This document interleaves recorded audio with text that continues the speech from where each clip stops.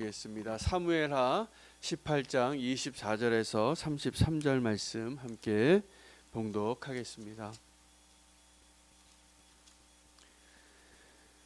함께 읽겠습니다. 때에 다윗이 두 문 사이에 앉아 있더라. 파수꾼이 성문 위층에 올라가서 눈을 들어보니 어떤 사람이 홀로 달려오는지라. 파수꾼이 외쳐 왕께 아뢰되 왕이 이르되 그가 만일 혼자면 그의 입에 소식이 있으리라 할 때에 그가 점점 가까이 오니라. 파수꾼이 본즉 한 사람이 또 달려오는지라. 파수꾼이 문지기에게 외쳐 이르되 보라, 한 사람이 또 혼자 달려오다 온다 하니 왕이 이르되 그도 소식을 가져오느니라. 파수꾼이 이르되 내가 보기에는 앞선 사람의 다름질이 사독의 아들 아히마아스의 다름질과 같으니이다 하니 왕이 이르되 그는 좋은 사람이니 좋은 소식을 가져오느니라 하니라. 아히마아스가 외쳐 왕께 아뢰되 평강하옵소서 하고 왕 앞에서 얼굴을 땅에 대고 절하며 이르되 왕의 하나님 여호와를 찬양하리로소이다. 그의 손을 들어 내 주 왕을 대적하는 자들을 넘겨 주셨나이다 하니 왕이 이르되 젊은 압살롬은 잘 있느냐 하니라. 아히마아스가 대답하되 요압이 왕이 종 나를 보낼 때에 크게 소동하는 것을 보았사오나 무슨 일인지 알지 못하였나이다 하니 왕이 이르되 물러나 거기 서 있으라 하매 물러나서 서 있더라. 구스 사람이 이르러 말하되 내 주 왕께 아랠 소식이 있나이다. 여호와께서 오늘 왕을 대적하던 모든 원수를 갚으셨나이다 하니 왕이 구스 사람에게 묻되 젊은 압살롬은 잘 있느냐? 구스 사람이 대답하되 내 주 왕의 원수와 일어나서 왕을 대적하는 자들은 다 그 청년과 같이 되기를 원하나이다 하니 왕의 마음이 심히 아파 문 위층으로 올라가서 우니라. 그가 올라갈 때에 말하기를 내 아들 압살롬아, 내 아들 압살롬아, 차라리 내가 너를 대신하여 죽었더면 압살롬 내 아들아 하였더라. 아멘. 하나님의 말씀입니다.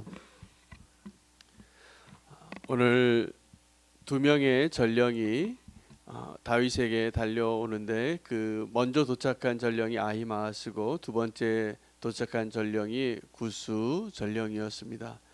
우리는 어떤 사람에게 이런 농담을 할 때가 있습니다. 나에게 두 가지 소식이 있는데 하나는 좋은 소식이고 하나는 나쁜 소식인데 어떤 소식을 먼저 듣고 싶냐고. 여러분은 어떤 소식을 먼저 듣고 싶습니까? 네. 아마 진짜 결론이 나는 또 반전이 되어지는 그 소식이 좋은 소식이 되어지는 것이 아마 우리에게 진정한 기쁨이 될 것이고 하나님도 마찬가지라 그렇게 여겨집니다. 이 다윗이 기다렸던 두 가지 소식은 하나는 아히마아스가 전했던 승리의 소식이고 또 두 번째 구스 사람이 전한 소식은 압살롬이 죽은 소식을 전했던 것이 되겠습니다.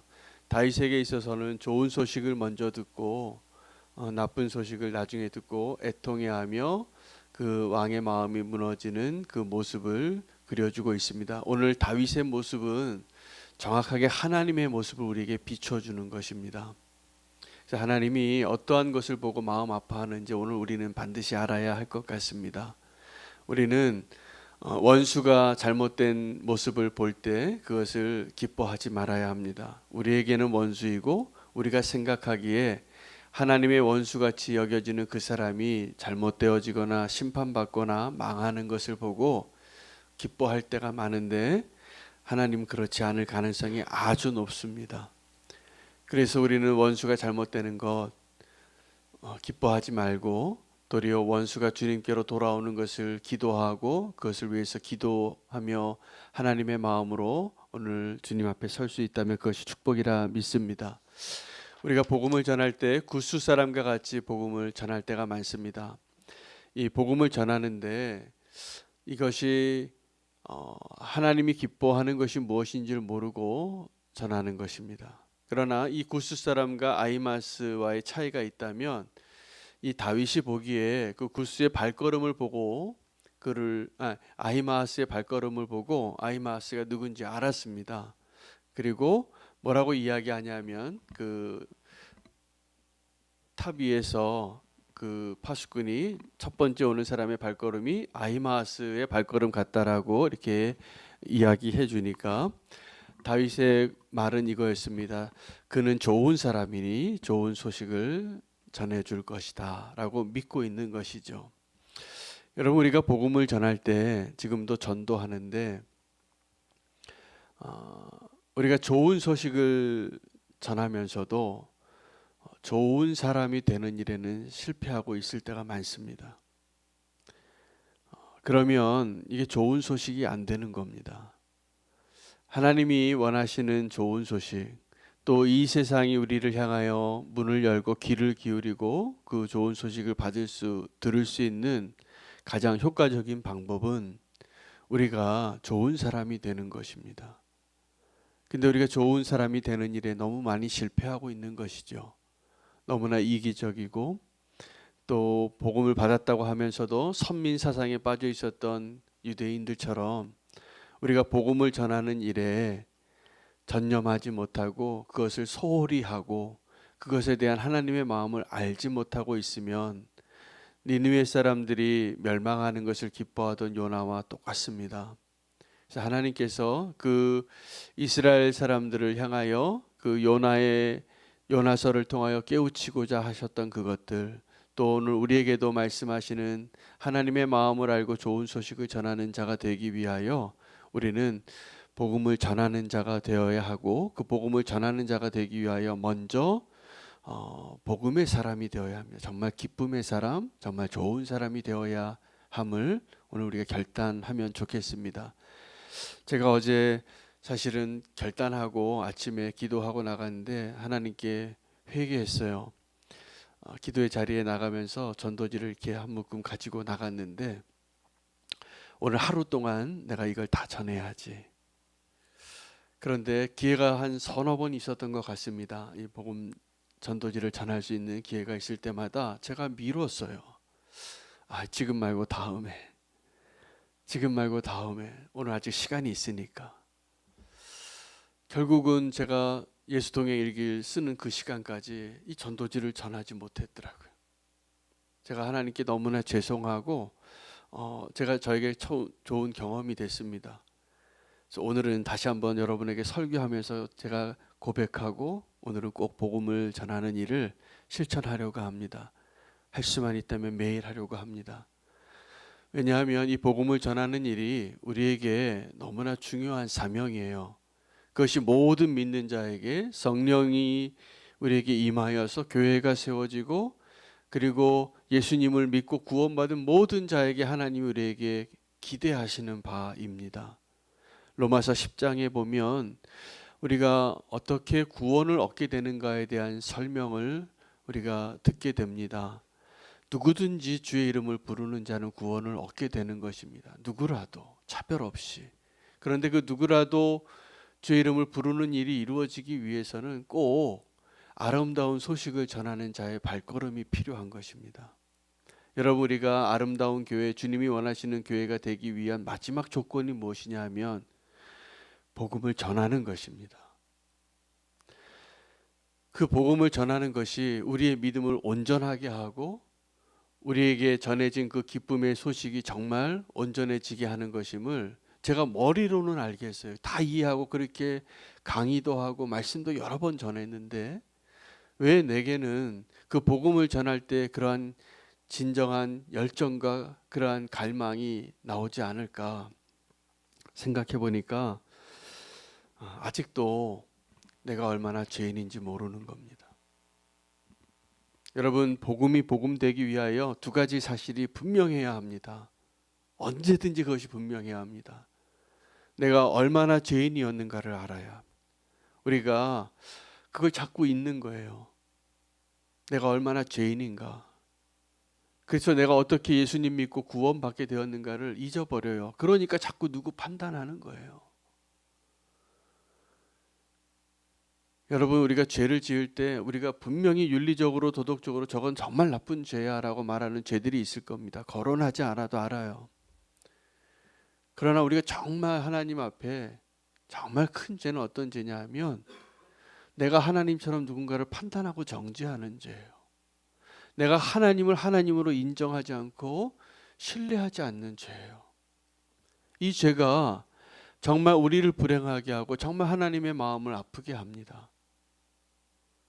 내가 어떠한 죄인인가를 분명히 알 수 있는 그 고백을 늘 주님 앞에 하시기를 축복합니다.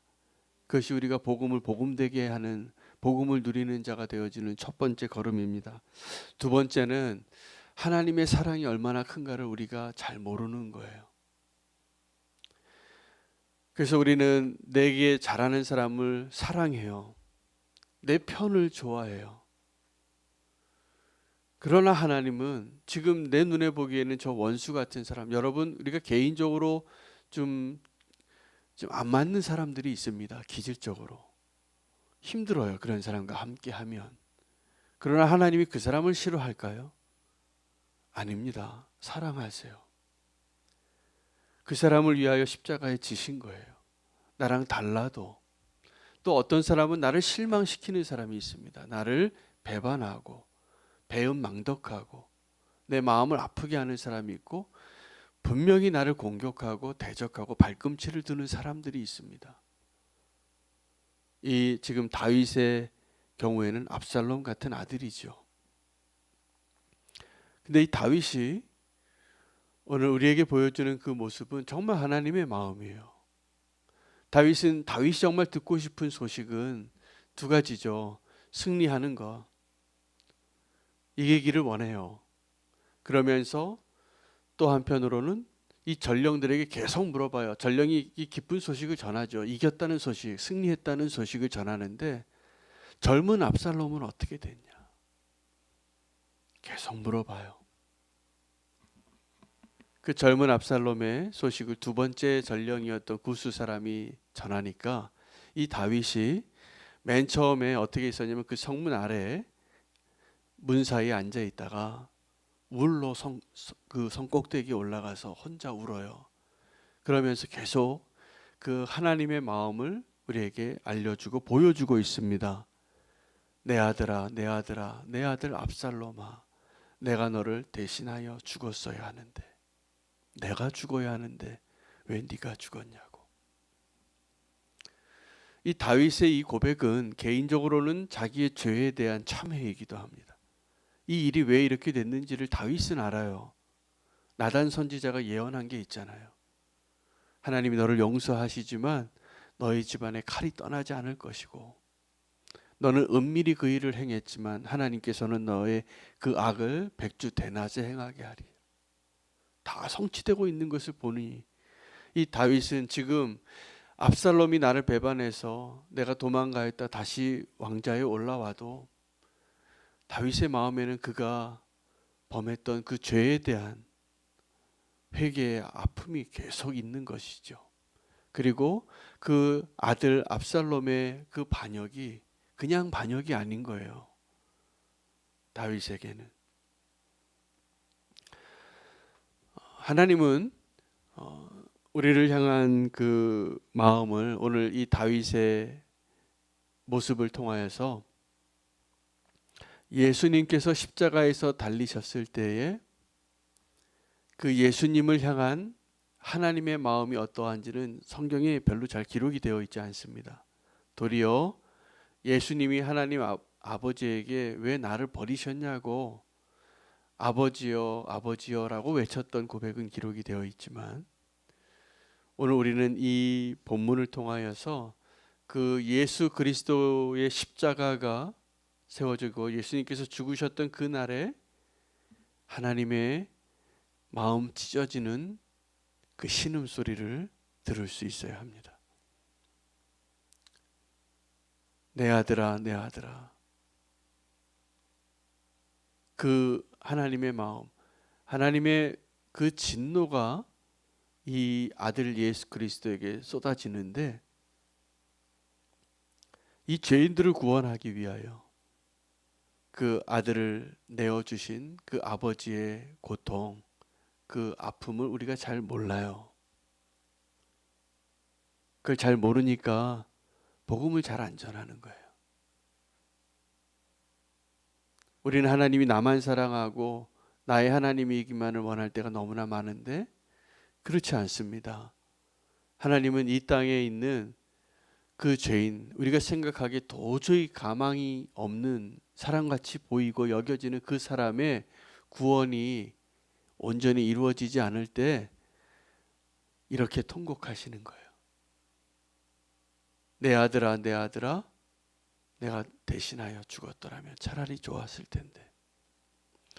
예수님의 십자가에서 돌아가실 때 마지막에 고백이 바로 그거였습니다. 하나님의 마음을 아니까 하나님 저들을 용서하여 주시옵소서. 우리가 정말 예수 그리스도를 알고 진짜 복음을 전하는 자가 된다면, 그 복음을 누리는 자가 된다면 이 기도가 이해되어질 것입니다. 하나님께서 정말 기뻐하시는 것은 의인 99명이 아니라 죄인 1명이 돌아오는 것을 기뻐하시는 것입니다. 죄인 1명이 회개하고 돌아오는 것을 기뻐하십니다. 그래서 우리가 앞으로 이 복음을 전하는 일을 2가지 관점으로 꼭 실천하기를 원합니다. 저도 그러기로 오늘 결단하며 오늘 고백을 합니다. 첫 번째 전도는 선포하는 전도예요. 아직 이 복음을 듣지 못한 사람들이 있어서 그냥 이 귀에 들리는 것도, 복음을 듣고 내가 어떠한 사람이든지 복음을 듣고 그 복음을 내가 영접할 것인지 거부할 것인지를 선택하는 과정이 있습니다. 그러나 아직 복음을 듣지 못한 자에게 우리의 첫 번째 의무와 사명은 복음을 듣게 하는 거예요. 그리고 그들이 어떤 선택을 하고 하나님께서 어떻게 그들을 구원하실지에 대해서는 그건 하나님의 영역이고 그 사람의 선택일 겁니다. 근데 우리가 복음을 전하지 않는다면 그 책임을 하나님 우리에게 물으실 것입니다. 복음 전하는 우리는 교회 되기를 원합니다. 들으나 듣지 않으나 때를 얻거나 얻지 못하거나, 여러분 복음을 전하는 데 있어서 장벽이 있어요. 오늘도 저는 사실은 오늘 말씀을 통하여 하나님 우리를 어떻게 사랑하고 예수 그리스도가 누구이시고 우리가 구원받기 위하여 하나님이 행하시는 그 하나님의 사랑에 대해서 제가 복음을 전하고 있는 것입니다. 할렐루야. 근데 저는 너무나 익숙한 환경에서 복음을 전하는 거죠. 이렇게 아멘 해주시는 분들 앞에서 마음 활짝 열고 부족한 말씀을 전해도, 부족한 모습으로 복음을 전해도 아멘하는 귀한 분들에게 복음을 전하는, 이건 복음을 전하는 그 장벽이 너무나 낮은 것이죠. 가장 쉬운 전도예요. 그러나 가장 어려운 전도는 이 복음을 들을 수 있는 기회가 없어요. 그리고 오해하고 있어요. 그리고 하나님을 대적하고 있어요. 그런 사람들에게 복음을 전하는 일이 가장 어려운 것입니다. 그래서 그 장벽의 높이에 따라서 이전에는 지리적으로 또 문화적으로 이렇게 장벽을 규정했는데, 실제로는 가장 멀리 있는 미전도 정적이 누구냐면 내 모습을 가장 가까이서 보고 있는 가족일 때가 많습니다. 복음 전하기 가장 어려운 존재예요. 왜요? 그분들에게는 내가 좋은 사람이 아닌 거예요. 내 모습, 내 허물을 너무나 잘 보고 있으니. 내가 그럴듯하게 인격을 가지고 나이스하게 대하고 그런 사람들에게 복음을 전할 수 있겠죠. 그리고 내가 좀 의로운 옷을 입고 깨끗한 옷을 입고 복음을 전할 수 있겠죠. 그러나 정말 우리에게서 가장 미전도 정적이 누구입니까? 지금 나의 연약함 있는 모습 그대로 다 보고 있는 자에게 복음을 전하는 거예요. 많은 청년들이 모인 집회에서 강사님들에게 상담하러 오는 사람들이 있어요. 예수님 잘 안 믿게 되어서, 그러나 그 집회에서 은혜 받고 이제 예수님 믿게 된 아이들이, 내가 예수님 믿는데 가장 큰 장벽이 누구냐면 목사인 내 아버지라는 거예요. 선교사인 내 아버지라는 거예요. 그분들이 복음을 전하는 일에 사명을 다하고 헌신하고 그 길을 걸어왔던 사람들인데 집에서 있는 모습 그대로 다 보여주는 모습에는 너무나 연약하고 인간적인 모습인 것이죠. 그래서 그 자녀들이 복음을 듣는데 이해하는데 가장 큰 장애물이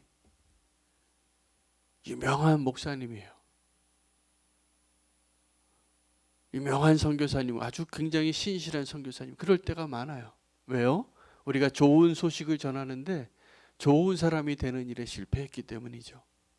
여러분, 우리가 복음을 전할 때 먼저 나에게 복음을 전하는 일에 실패하면 안 됩니다. 그리고 그 복음을 듣지 못한 사람들에게 전하는 그 복음이 있고요. 오늘 하나님 앞에 전하는 복음이 있어요. 나중에 우리가 하나님 앞에 설 때 하나님께 이 복음을 전하는 그 모습으로 하나님, 내가 이렇게 주님 앞에 순종하고 살다 왔다고, 착하고 충성된 종아 네가 잘하였도다, 이 칭찬받는 자가 되려면 오늘 우리가 이 아히마아스와 구스 사람이 보여줬던 그 전령의 모습, 그리고 이 소식에 대한 정말 다윗이 기뻐했던 소식이 무엇인가, 지금도 하나님이 기뻐하시는 소식을 오해하시면 우리는 구스 사람이 됩니다. 우리는 하나님 앞에서 큰 교회를 세우고, 그래서 그런 자랑하시는 분 많잖아요. 저도 가끔 그런 자랑했는데 내가 교회 몇 개 세웠다고. 근데요, 하나님은 교회에 돈 많이 들여서 교회 몇 개 세운 거 가지고 기뻐하시지 않는다니까요. 그건 내 자랑이에요. 하나님이 기뻐하시는 것은 정말 저 가망 없는 한 사람 주님께 인도했다고 잔치가 일어나는 거예요. 저 잃어버린 영혼, 한 영혼을 주님께로 인도하는 일. 여러분, 우리 교회에서 우리 광주 교도소에 있는 우리 한 청년을 위해서 기도하잖아요. 이미 주님께로 돌아왔어요. 그 청년은 너무 감사해요. 그러나 그 한 청년을 위하여 우리가 어떻게 기도하고 온 교회가 함께 마음을 모아 사랑을 실천하는가. 여러분, 그 한 사람이 보이지 않으면 우리가 하나님을 오해하는 것일 겁니다. 숫자에 속지 마시기 바랍니다. 우리가 숫자에 하도 속으니까 하나님께서 예수님을 통하여 그 비유를 보여주시는 거예요. 똑같은 메시지를요, 잃어버린 영혼에 대한 하나님의 마음을 설명하기 위하여 세 가지 이야기를 누가복음 15장에 설명할 때 차이가 있다면 숫자예요. 100마리 가운데 한 마리의 양, 동전 10개 가운데 하나의 동전, 2명의 아들 가운데 잃어버린 아들 하나. 다 포커스는 하나잖아요. 그런데 우리는 99마리가 있으면 하나쯤 무시해도 된다고 충분히 생각하고 삽니다. 한 영혼이 안 보이는 것이죠. 이건 우리에게 불행입니다. 하나님은 그 한 영혼을 포기하지 않으셨기 때문에 오늘 저와 여러분이 구원을 받은 거예요. 우리가 그 한 영혼이었을 때, 오늘 우리가 포기하지 말아야 할 그 한 영혼을 찾아 나서는 전도자 되시기를 축복합니다. 길거리에 나가서 복음을 전하는 세례 요한과 같은 전도자 되시기를 축복합니다. 그 어떠한 이유로도 우리가 그 사명을 외면하지 않고 복음을 전하는, 아름다운 소식을 전하는, 좋은 소식을 전하는 저와 여러분 되기를 우리가 결단하며 기도하고 순종하고 그 복음을 누릴 수 있게 되시기를 축복합니다. 저도 오늘 설교하면서 이렇게 말씀을 전했기 때문에 오늘은 실패하지 않을 것 같습니다. 오늘 함께 우리가 복음을 전하는 자로 함께 주님 앞에 기쁨으로 함께 주님이 기뻐하시는 자의 모습으로 전도하는 저와 여러분 되시기를 축복합니다. 함께 기도하겠습니다. 오늘 말씀 받은 대로